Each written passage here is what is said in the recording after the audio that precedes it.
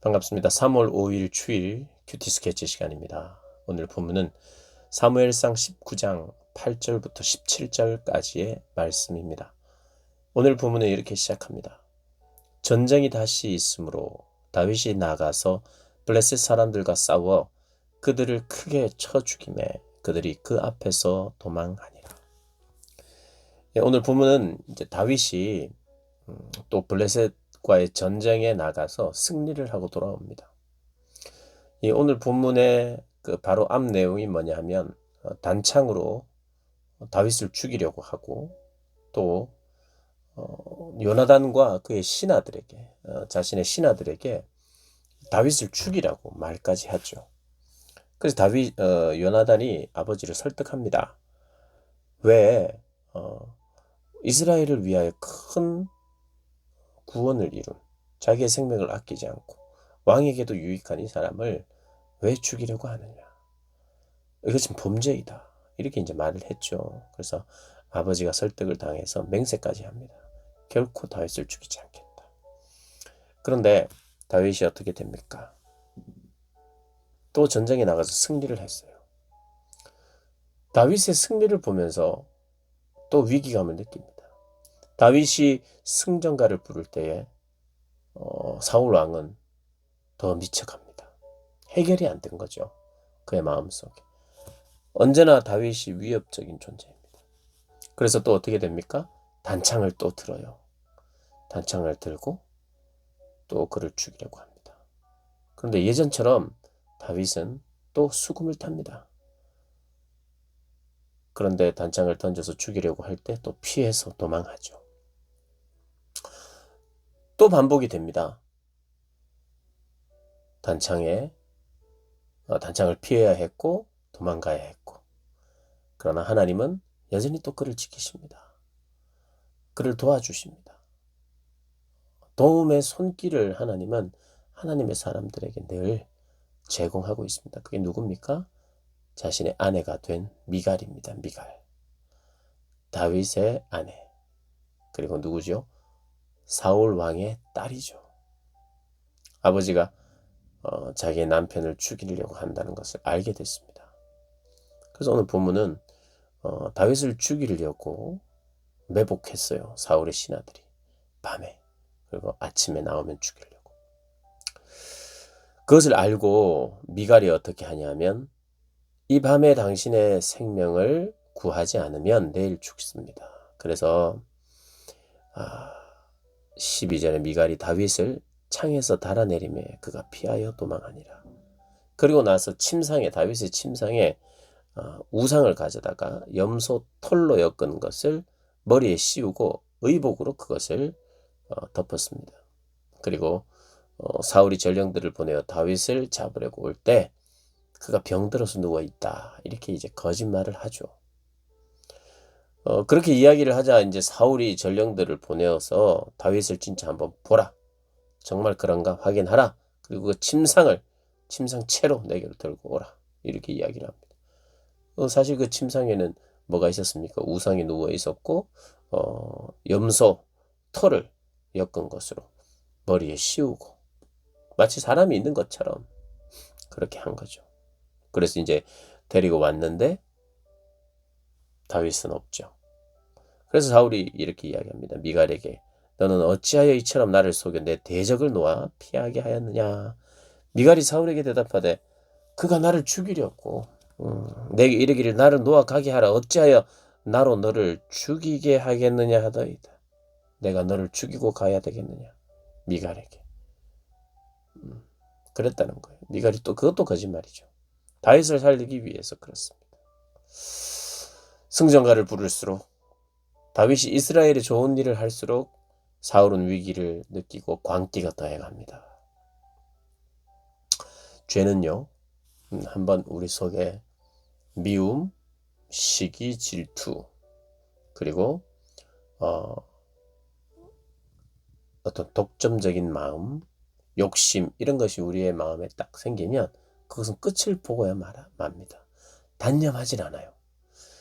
사람이 쉽게 포기한다? 그렇지 않습니다. 어렵고 힘든 일은 포기합니다마는 죄는 죄 때문에 가지는 어떤 성향은 내가 단념하지 않아요. 사울 보십시오.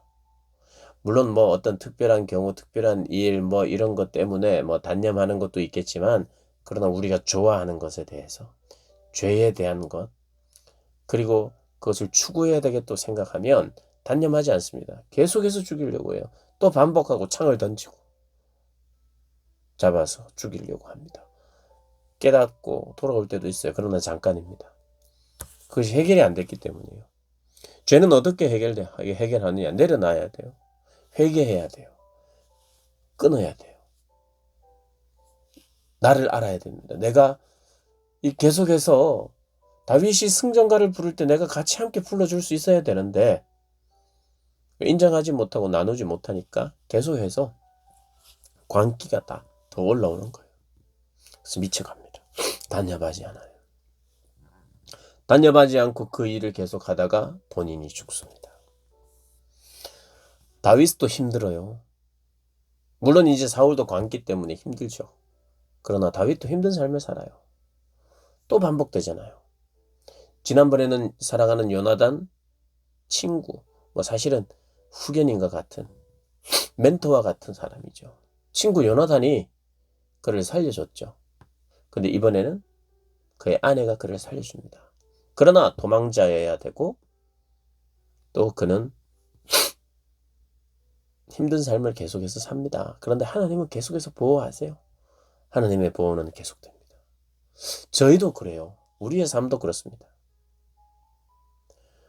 우리에게 어려움과 힘듦이 있어도 하나님은 보호하시는 분이세요.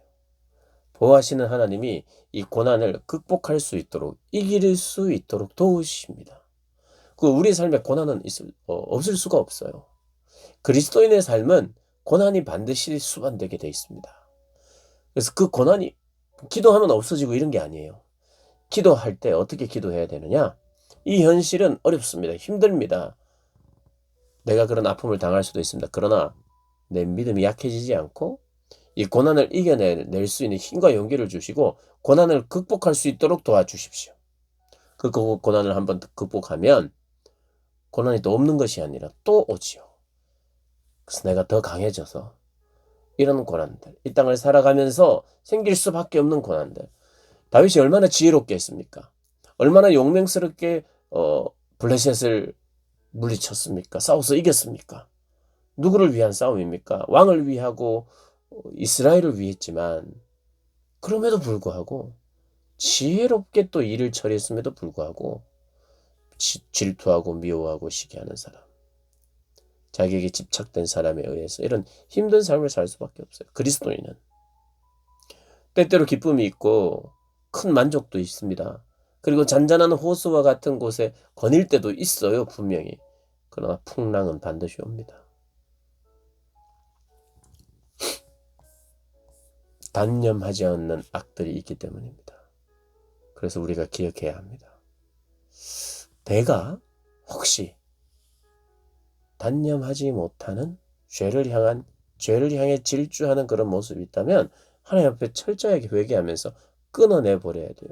끊고 하나님 앞에 계속해서 나누고 사랑하는 마음, 존중하고 타인을 나보다 더 낫게 여기는 마음들을 배워가기를 기도하셔야 되고, 또 나에게 다윗과 같은 고난이 올 때는 나만 왜 이렇습니까가 아니라 하나님께서 이 고난을 통해서 나를 이기도록 극복하도록 하시는구나.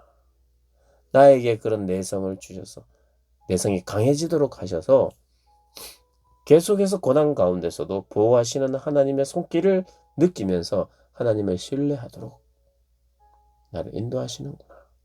그렇게 여기면서 하나님, 내가 이런 상황 속에서 내 믿음이 약해지지 않도록 도와주십시오. 그렇게 하루하루 사는 것이, 그렇게 내 삶을 체크하는 것이 중요하죠. 성화된다는 것, 거룩해진다는 것이 그런 거죠. 내 마음을 살피는 것. 나는 사울처럼 집착된 마음은 없는가? 난 내 안에 반복되는 고난 속에서 어떻게 살아가는가? 여전히 도우시는. 그래서 이 고난을 어떻게 그냥 없었으면 좋을 것이라고만 생각하는 것이 아니라 왜 나에게만 있는 고난이냐 내가 반문하는 것이 아니라 고난을 이길 수 있는 힘과 용기 그리고 믿음으로 맞설 수 있는 그런 지혜 주셔서 하루하루를 승리하며 살게 해달라고 기도하고 믿고 그 믿음으로 나아가는 그런 삶을 우리가 살아야 되겠죠. 그런 삶을 살아내는 저와 여러분 되시길 주님의 이름으로 축복합니다.